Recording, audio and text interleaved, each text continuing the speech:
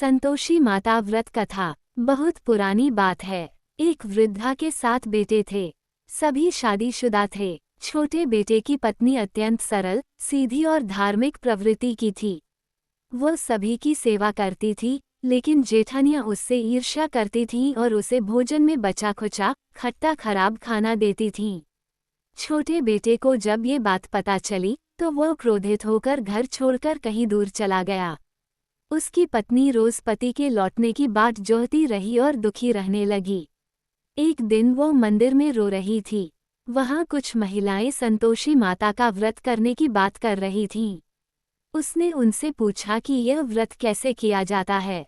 महिलाओं ने बताया, संतोषी माता का व्रत शुक्रवार को किया जाता है।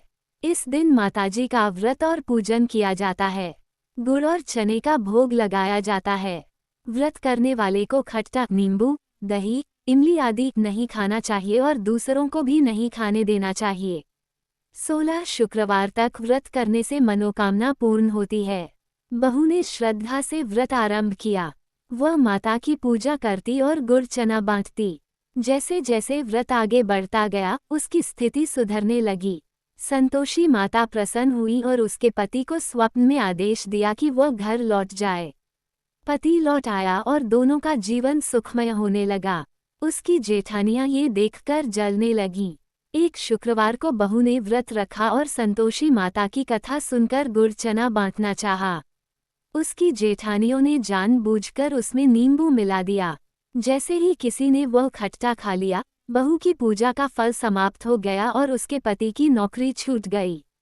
बहू समझ गई कि कहीं कुछ भूल हुई है। उसने फिर से श्रद्धा से व्रत किया, खट्टे पदार्थों से पूर्ण परहेज किया।